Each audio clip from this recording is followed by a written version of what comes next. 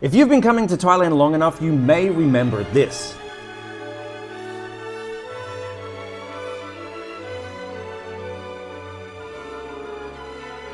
Look at it. Fresh Prez would have made Tiger Woods 2.0 there and then if he could have. Let's face it though, Obama's far from the first or last man to get struck with a sudden case of Puyin siamitis. So how do they do it? How do Thai women have this ability to send even the most powerful men in the world absolutely gaga? Well, there's far more to the inescapable allure of Thai women beyond fake eyelashes and skirt pants. The history of Thai women isn't specifically heartwarming or horrific. Like anything, there's a whole spectrum of good and bad, right, wrong, oppression, freedom, built into their story, and it starts with the idea of a king. See, for centuries, Thailand operated under an absolute monarchy with a social ranking system called Sakena. This was a process where everyone in society was given a number which determined their position in society and how much land they could own. The value of Sakena topped out with the king, way beyond everyone else in Thailand, holding what amounted to infinite Sakena. Good luck counting that. While after princes, nobles, elites, and commoners, slaves and beggars lolled at the very bottom of the totem with a pithy total of 5 Sakena each. Barely enough to get even one happy meal in Nirvana.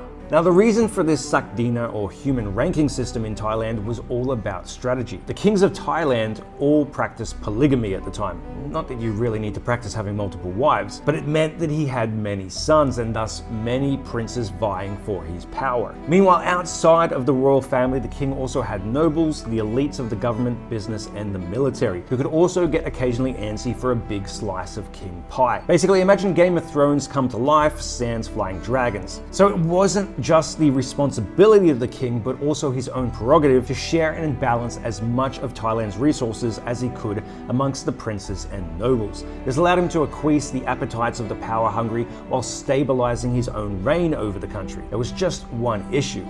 Back then, the biggest resource in Thailand was people. See, during most of the previous millennium, Thailand was a country filled with huge swathes of arable land, but a hefty lack of manpower. So in a country of fertile land, the control of manpower available was always going to be an incredibly important aspect to maintaining the power structures of Thailand. And this implementation of Sakena set up a society where it allowed the king to balance this manpower between his princes and nobles, depending on who was a bigger threat to his reign at the time. And this came about through divvying up of the commoners. For hundreds of years, the commoners in Thailand were divided into two groups, Prai Som and Prai Luang. Prai Som were classed as under the direct control or lordship of a specific prince at all times, while Prai Luang were placed under the control of the nobles, except when they were commanded to answer the call of the king and perform corvée labor, which is really just a fancy term for unpaid work. But this setup was genius because it allowed the king to ensure he could sway the balance of commoners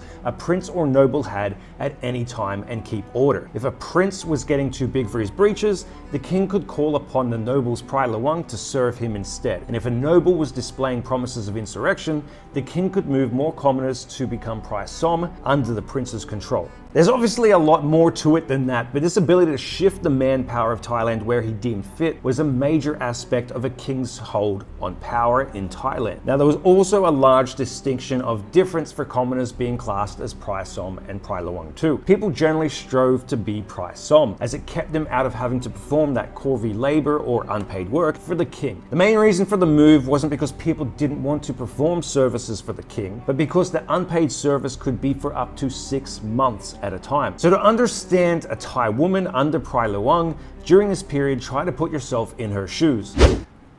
Not literally, there's enough ladyboys in this country already. Imagine being a mother to 4 or 5 kids, and for half of the year, your husband isn't around to help you because he's off performing free labor for the crown. So the onus for providing and caring for the whole family all comes down to you. I don't know how many of you have kids, but I got 2 monsters under 6. If I had to take care of them by myself plus work full time, I'd either have an aneurysm or a stroke within the week. I sit in front of a computer all day. Meanwhile, these women were working rice paddies and farms from dawn till dusk, corralling buffalo the size of small cars and still managing to make sure their kids ate well, didn't catch malaria, or get bitten by a fucking king cobra. So you might be starting to get an understanding of why so many foreigners use the word strong when they discuss Thai girls, because over time the necessity for the Prai Luang women to find strength and protect the family became a part of Thai culture. For centuries, Thai mothers passed down the knowledge to their daughters that they have to be indestructible, because at some point the family's survival may totally depend on their resilience to fend for themselves. And even though Sakena and Corvée labor ended nearly 2 centuries ago, you can still see lasting effects of these aspects from old Thai society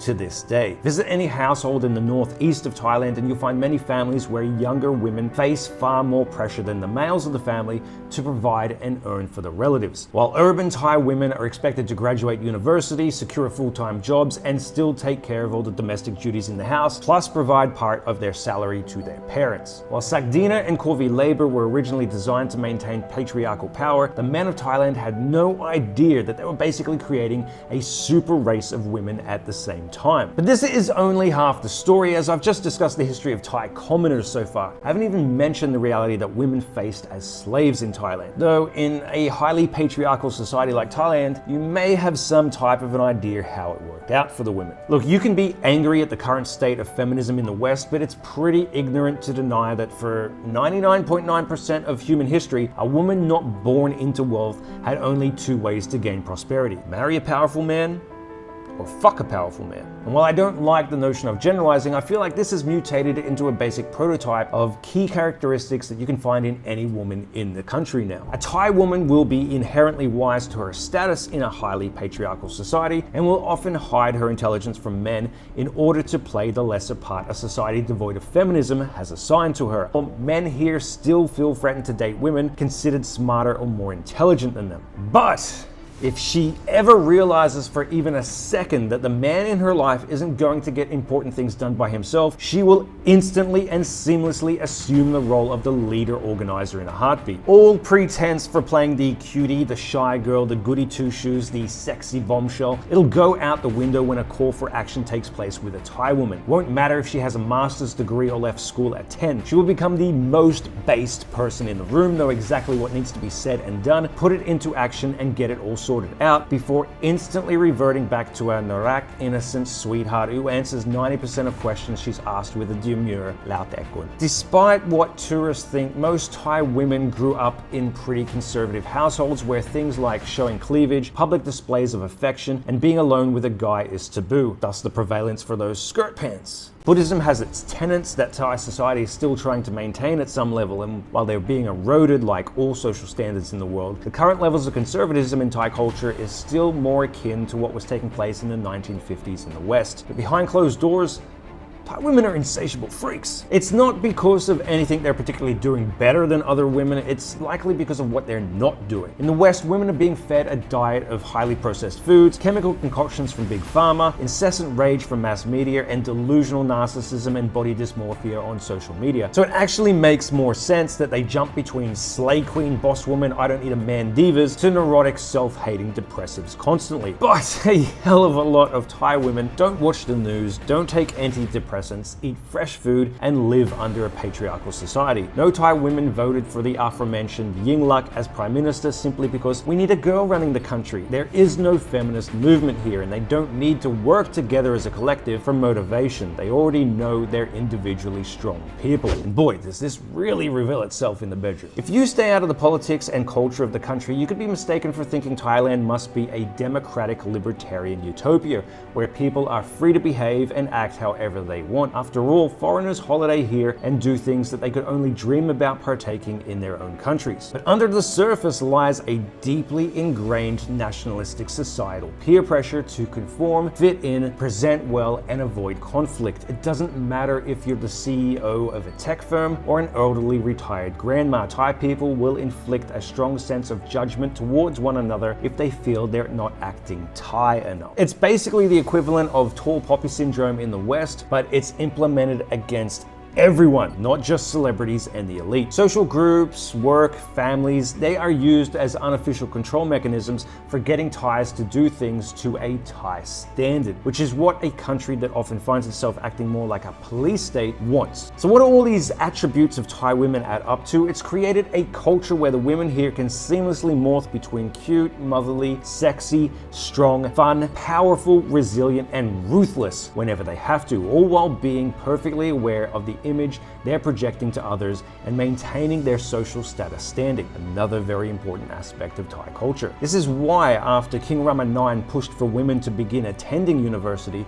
it only took a few decades for women to absolutely dominate university graduates and are quickly taking over the professional positions on offer in Thailand. If you give a Thai woman even the slightest path to access prosperity, she'll slip on her best heels, then kick the fucking door down. Why do these historical impacts on Thai women affect foreign men so much that they'll literally swear off all other women in the world, spend their life savings on a girl whose first name they can't even pronounce, or uproot themselves and move across the globe to Thailand on a much larger scale compared to other countries? Because Thai women have used their history, culture, and status to become incredibly skilled at understanding what a man wants. If you want to date a good Thai girl in Thailand, it won't be long before you find one who doesn't drink a lot, handles responsibility really well, puts family first, is careful with money, prefers restaurants and cafes to bars and clubs, enjoys taking trips together and exploring, contributes to the household income, is incredibly dependable as a mother, always adjusts to the required social decorum of the situation, she has no problem helping out and getting her hands dirty when needed, is completely trustworthy and likely more worried about you leaving her, and managed to have an optimistic and cheery outlook that is infectious on everyone around her. Meanwhile, if you're looking for the exact opposite and are after a girl who can drink like a sailor, dresses solely with the intention of making every guy within a mile hard as a rock, has a confident,